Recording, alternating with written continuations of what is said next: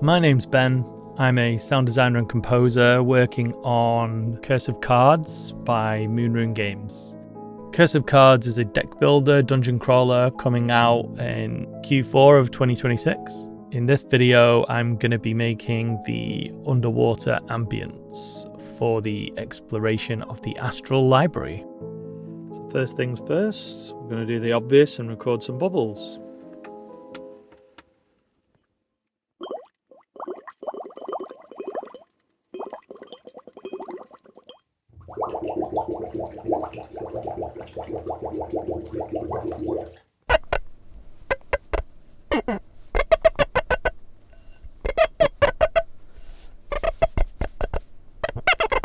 Okay, so once we've done the recordings, now we move on to the next stage, which is processing.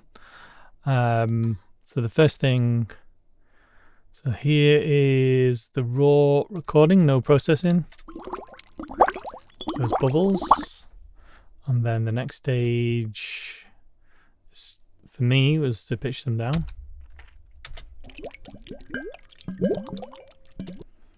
And then here's an effects chain applied to that.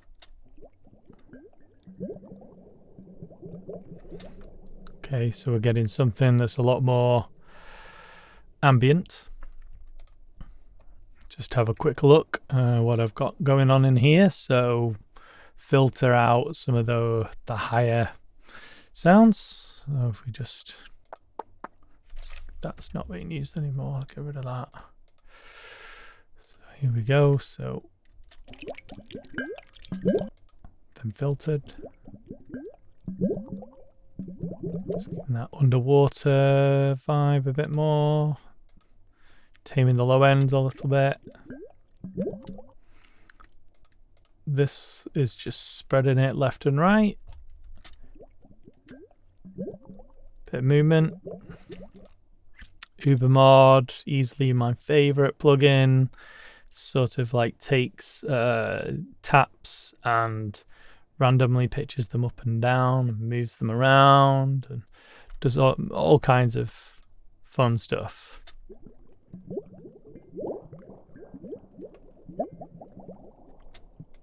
Then got a bit of supermassive, bigger space,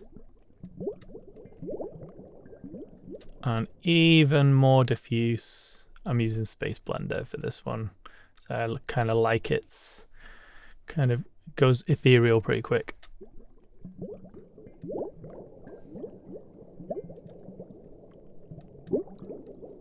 Kind of adding the wash that you would expect for something that's underwater.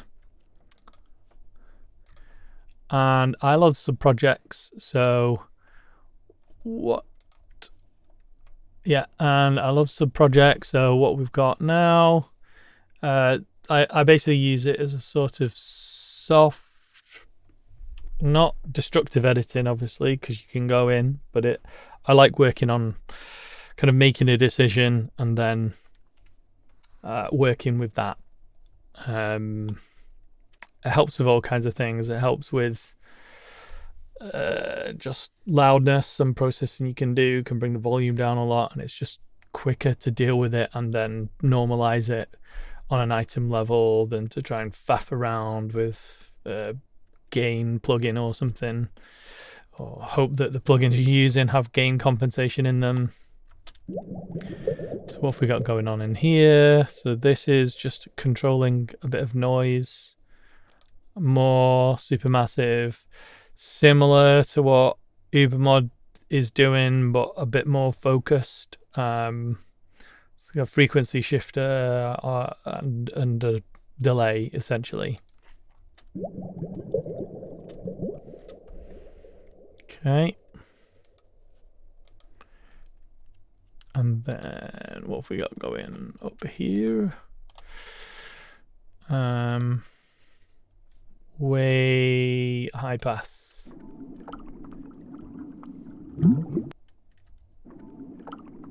Oh, and we've slowed the rate right down as well.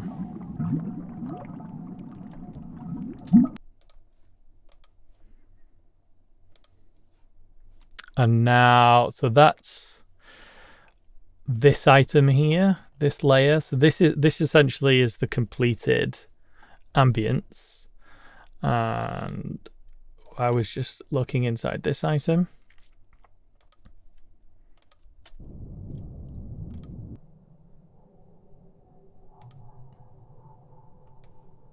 So yeah, it's super diffused now.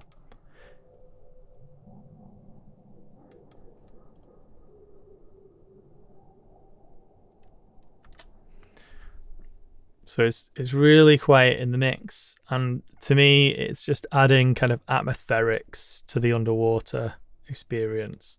So we've gone from bubbles, little bubbles in a glass jug, to kind of like a kind of metallic, eerie atmospheric layer to this ambience. And this is going to be the bath.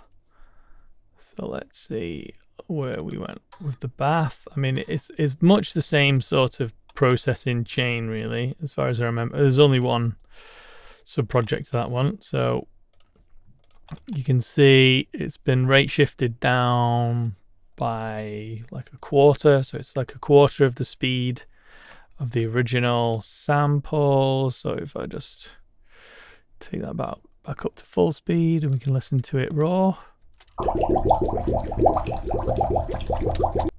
Okay, and you can hear there's a lot of reverb in there, but that's super useful for an underwater ambient actually. So as you slow it down, it makes it sound way bigger, like you recorded it in a way bigger space.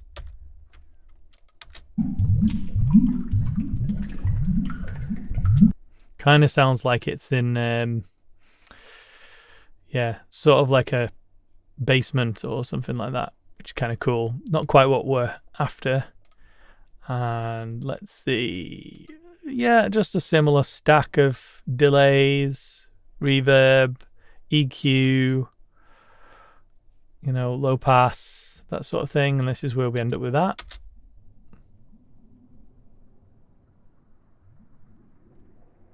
And it's super quiet now because I guess I'm taking a lot of energy out of it with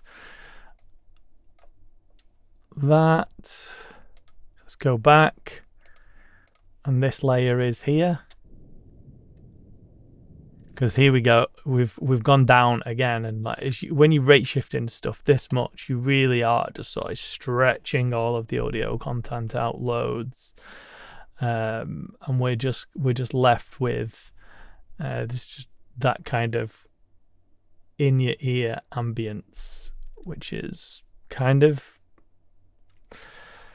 to my mind anyway, is very iconic of underwater, that underwater ambient sort of sound that you hear a lot. I mean, look at, and I think this top one is a river recording that I took that I'm using elsewhere in the project. If I just rate shift that, can I look at how much that's been rate shifted down? And if I just take that all the way up to normal and we just listen to that on its own,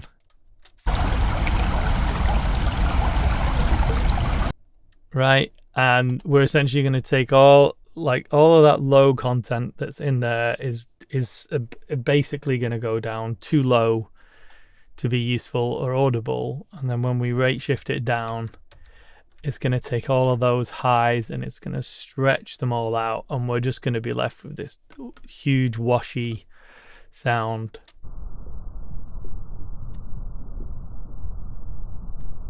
You can kind of hear at the kind of in the mids, there's a sort of an artifacty resonance there, which is, you know, possibly, you know, in the recording, you know, maybe like because the microphones are the Aussie Pros, they're not like the most expensive, or it's any number of reasons why there's that kind of artifact when you're going down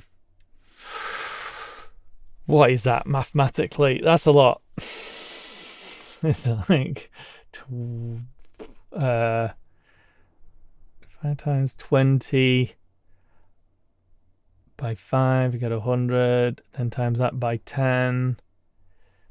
So 50. When I rate shift it down 50 times slower, you're gonna pull down some weird sonic artifacts. Probably no matter how expensive the microphone is that you've used. So yeah, it's just EQ essentially, just essentially like picking a band.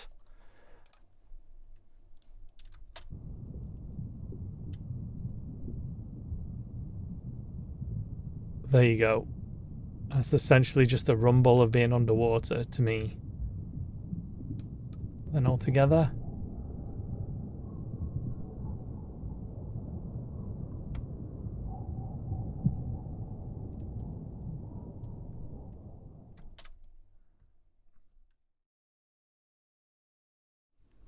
Okay, so kind of got somewhere with the glass recording.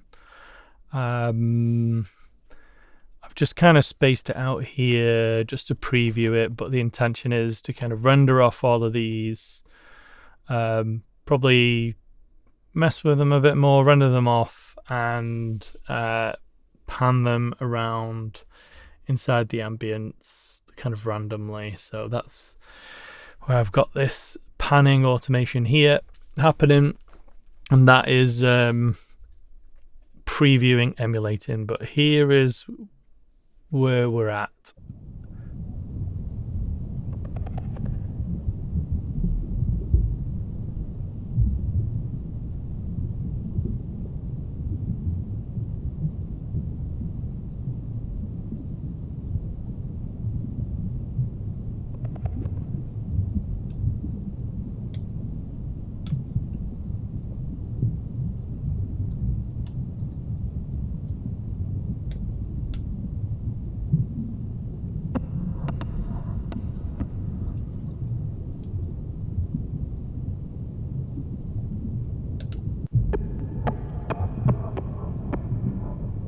How did I get to that from glass recordings? Squeaky glass.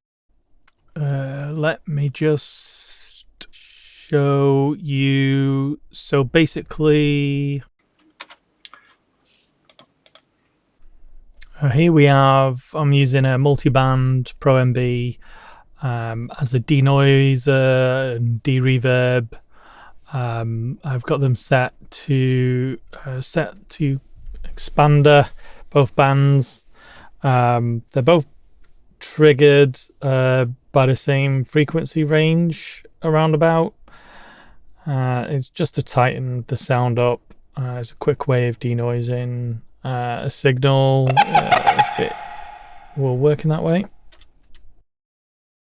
Most of the work is being done by an envelope generator on Volcano, which is just driving the frequency band.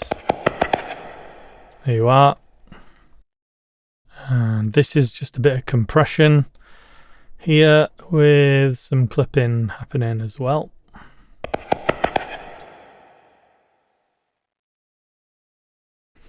Okay, and then you end up with this.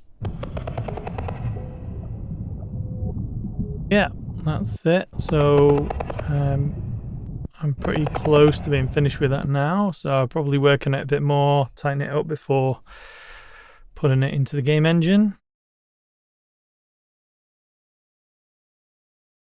So now I'm gonna go over how I've prepped the assets for going into the game engine. What we've got here is, I'll just close that track up a second.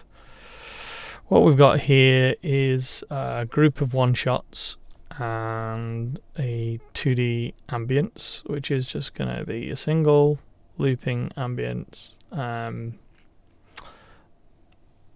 With the combination of the one shots and these, you won't notice that I'm just doing a single long loop. That should be fine.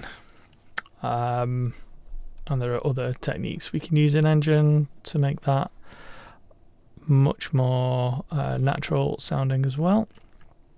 But if you don't know how to get a nice loop in Reaper, I suppose, but the principle's the same for any.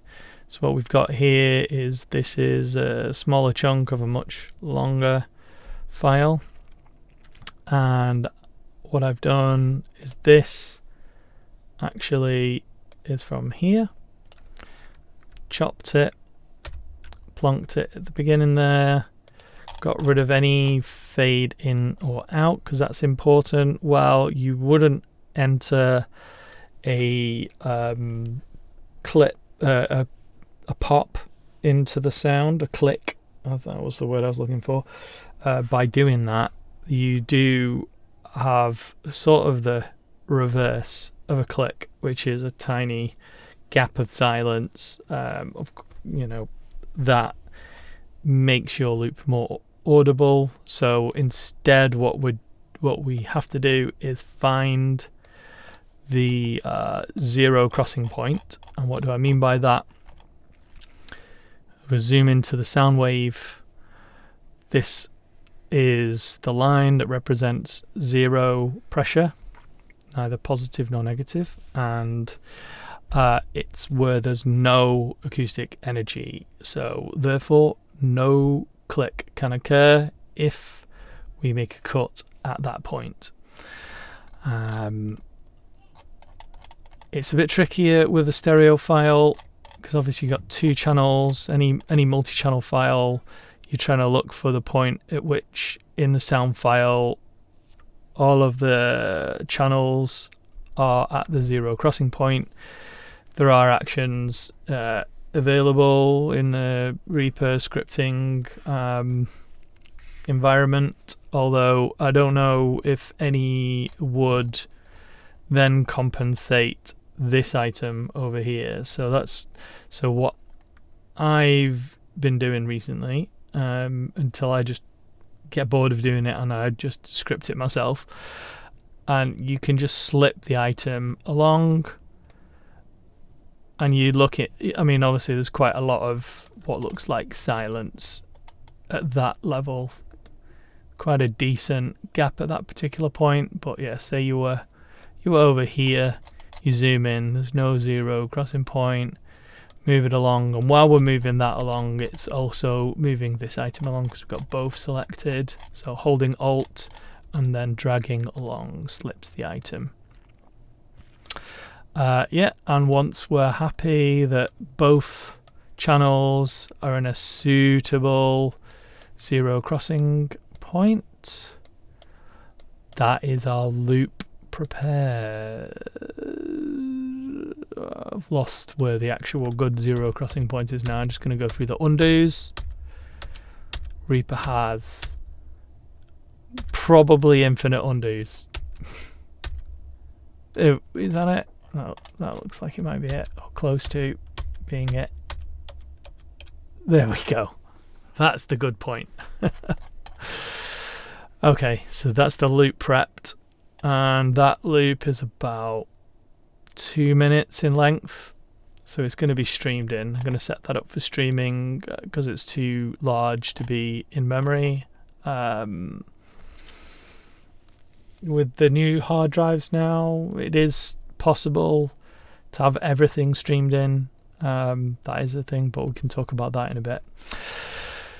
And then here's our one shots, and I've just got it all regioned up along here, and I've got the name of what these are going to export at, and we end up in Wwise, and this is what we're looking at in Wwise. So Wwise, if you aren't familiar, is an audio middleware tool that sits between your game engine and your DAW, I suppose. Not really. It's the audio engine for the game instead of the inbuilt audio engine, which in Unreal is pretty good. But there was some stuff with music that I wanted to do, and it was just faster to do it in Wwise. And for the level of this project, Wise should be free, because Callum on Moonring Games is a solo developer, so his budget definitely doesn't go above the threshold for when they want money from you. So at the moment, the way I've got the ambient set up is all inside a single event. AL stands for Astral Library. In the future, if the game does well and Callum gets to keep on making this game, then I'm sure there'll be different locations that he adds. But at the moment, I think the game is probably going to ship with just the Astral Library, which is, pretty cool space. And here is where I'm kind of sketching out what the ambience is going to be. So this is the underwater section. I'm not going to talk through what any of this means at the moment. Don't worry about it. I'm just going to look at... where are we? It's a little bit distracting having all of that in the middle. Okay, there we go. I'm just going to look at how these two things play together. So this object is a blend container, and its job is to just play concurrently all the objects underneath it. And you can parameterize and modulate the volumes and whatever of the things that are happening underneath it. So sometimes you might only hear one of the things under it or all of the things under it. It's entirely up to you. In this case, we have a single ambience bed, which is this one. Which is that to the underwater ambience that we've made, and then here is the creature call. And what I am doing with the creature call is I am looping the group, so they're looping this random container, so it picks randomly from one of these objects. It's set to infinitely loop. It has an initial delay, so when you hit play, it'll wait before it plays the first one, and then we've also got a random offsets for that, so it'll be a bit different every time you hit play, which, to be fair, is only the way it plays back in engine at the moment. Is only when you start the game, pretty much, that play call. So it's kind of pointless randomizing that, apart from just habit. Right. So yeah, we set it to loop, and then we've got a delay for each one shot, and that delay is randomized. So at the moment, it basically randomizes between a one shot every 16.5 seconds to 6.5 seconds. You will hear one of these one shots. And the other interesting setup for this is in the positional tab. And what we're doing is we are playing the sound from a random position around the listener. So in order for this to work, it has to have an attenuation. So I've just put in a custom attenuation. And yeah, we've enabled other positional stuff here. It's not playing from a position in the world because it's listener relative. It's essentially relative to the microphone, I suppose you could think of it as, in the world. And then here we've got some points that essentially this is a sequence of positions in the surround setup that the sound could play from. And I've not really change the value, like the duration of the, like when it's in this path and that path or whatever at all. It's got a transition here, so it will smoothly move between these positions over time. Oh, God, I can hear Resmate. She's probably shouting through to this microphone. And because the playback is random, we don't really need to worry too much about the position being that random. Like altogether, there's enough randomness happening that is not going to be an issue. So we can preview this here. We just need to make sure. So down here is where you've got your preview values for the kind of in-game data, real-time parameters that are coming in, telling you stuff about the game, which controls what you hear when you're listening to the game. I don't think this actually needs the underwater state. The underwater state is controlling some effects and low pass and things like that on the bus level. But for this particular object, I don't think we need it. We're actually only interested in this player Z, because essentially we know the level in terms of XYZ where the water is in the game. It's around like 0. So anything under 0 is underwater as far as the game's concerned. So if we press play, we should hear it.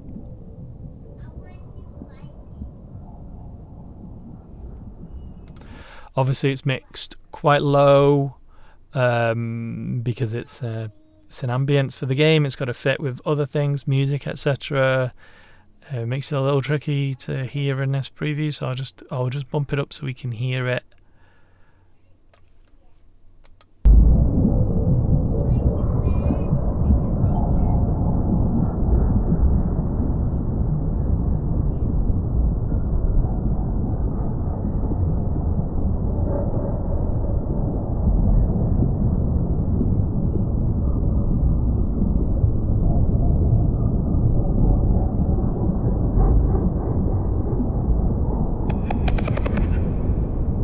I was just waiting for one of those creature calls. But that's the kind of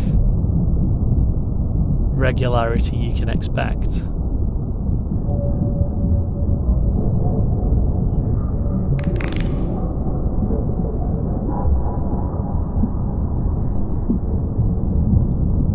Let's see if it moves position. So it's just been, there you go. So it's moved over to the right hand side now. Okay, so there you go. Put that down to the mix level. And yeah, with the way I've got it set up at the moment, that will just work. So once I fill in all of these things, although I don't think I'm going to be using these objects anymore, most of my water is in this thing here. But I've got biomes, so we've got, you know, I'm going to have some foliage stuff. Aha, okay. That's where I plan to put the underwater. I've gone different. So, yeah. Yeah, we've got basically foliage and sand, and then underwater are the 3 biomes in the game. So I'm going to be designing assets for the foliage and the sand later, and then I've got some one-shots to do. Yeah, next we can take a look at it actually in game. Just load in now. There's usually a decent amount of water in here, and it looks like straight ahead should take us underwater.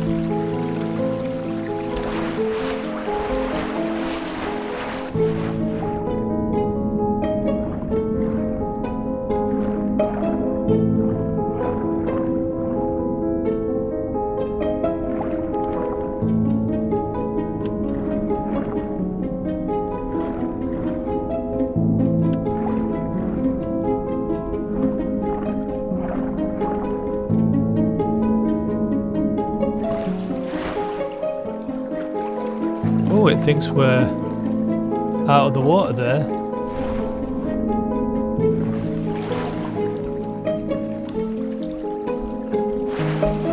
That is interesting.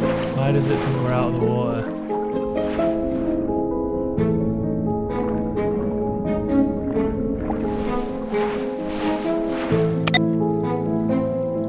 Very strange.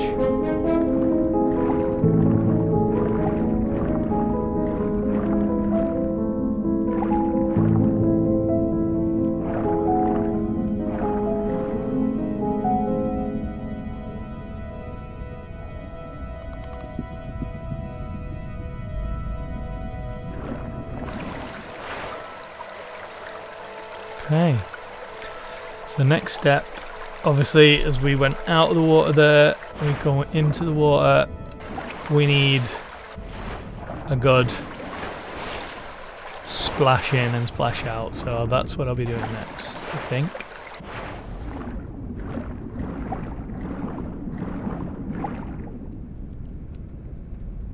If you've enjoyed this, thanks for watching. I'll catch you in the next one.